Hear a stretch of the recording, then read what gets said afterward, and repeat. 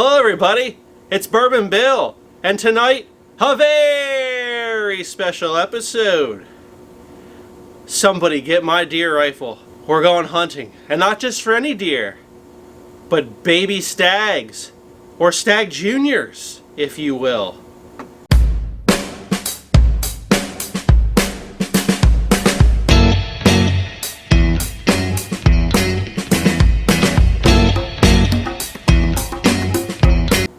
Alright, so behind me tonight, what a treat. What a treat. It's going to be Stagg Jr. Batch 17 versus Stagg Jr. Batch 16. Which one is more delicious than the other? We're going to answer that question tonight. But first, like always, let's take a quick look at the bottles, shall we? Oh, look at that gorgeous bottle. This one would be 17. Whew! I mean, dang. Look at those stately antlers, right? Should be in your man cave. Just like, the old antlers hang on the wall. This should be on your shelf of bourbon. Am I right? Alright, now, batch 17. Now, the word on the street is this will be the last batch to use the famous words Junior on the side there. That's right. They're doing away with the Junior. So this is an iconic batch in that way. We'll find out if it's iconic in taste or not here in a second, but it is iconic in that way. For those that care, this one comes in at 128.7 proof. Compute 64.35% alcohol by volume, for those that like to know it that way. Just a few words on these bottles here. Kentucky straight bourbon whiskey, barrel proof, unfiltered. You know what I like? Plain and simple. None of those fancy, marketing terms on here, right? Let's see. On the back here, oh man, there's a long list of stuff here that just is not that interesting, so we're not going to read it.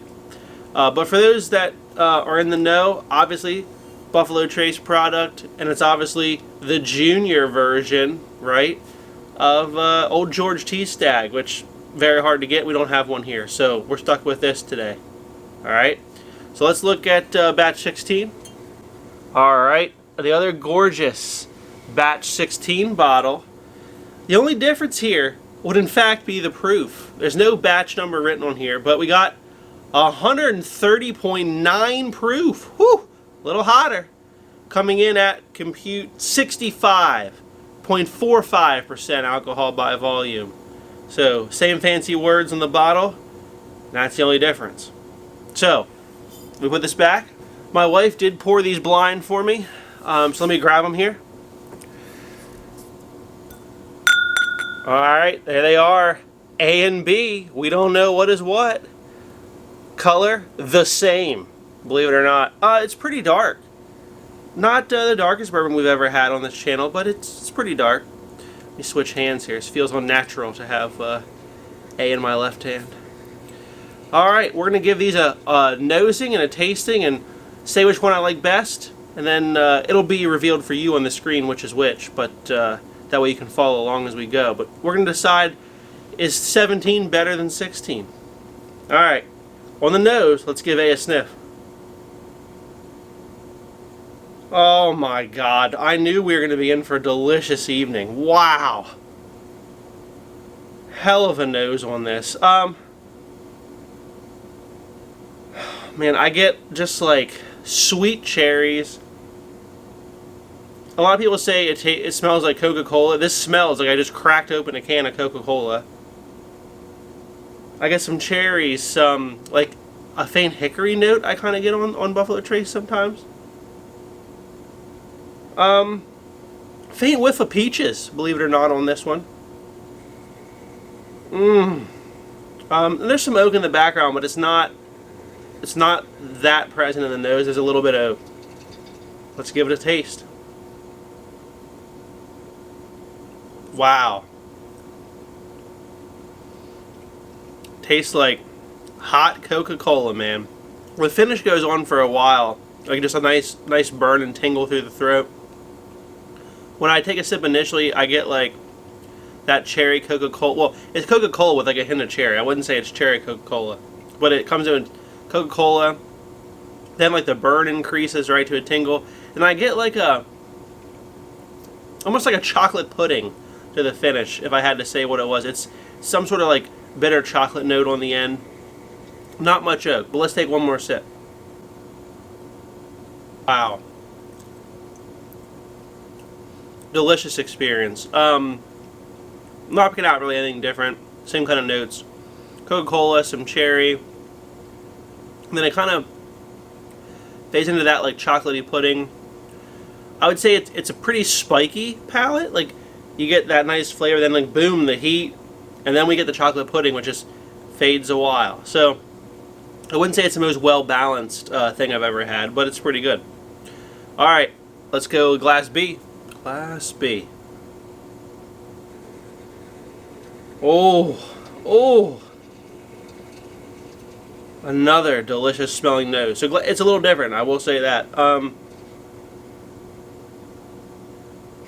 I get the same kind of Coca-Cola cherry note, but I'm also getting like confectioner's white powdered sugar on this one. And I'm actually getting a hint of sweet oak in this one. So in Glass B here, I'm getting more oak into it, and also like a confectionery sweet sugar scent on it that was kind of missing from Glass A. Alright, let's give it a sip. My gosh, that is delicious. Palate's a little different than Glass A. This one comes in with that Coca-Cola note. I get like a huge pop of confectionery sugar on it as it comes in. And then it's a smooth ride.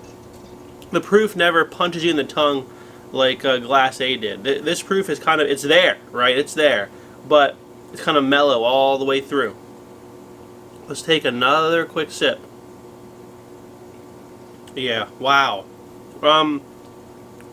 Pretty different, quite frankly. There's a cherry cola, really confectioner's sugar, a nice underlying tone of oak. It's not super oaky, but there's a nice underlying tone of oak. Smooth, kind of a, well, I don't want to say use the word smooth. It's because it's well put together, and the heat kind of mixes well with it. Whereas Glass A was kind of very spiky in terms of its proof on the tongue. Man, all right, I'm gonna do a little back and forth, and then we're gonna crown a winner and take our guess here. All right, and we're back. I picked my winner. It is gonna be Glass B. Very close, obviously. These are both Coca-Cola bombs with hints of cherry, right? Glass B had a little bit more oak in it for me, and had that confectioner sugar note on it. Whereas Glass A had a little bit less oak. It had like a slight peach ring flavor with some, chocolate pudding at the end.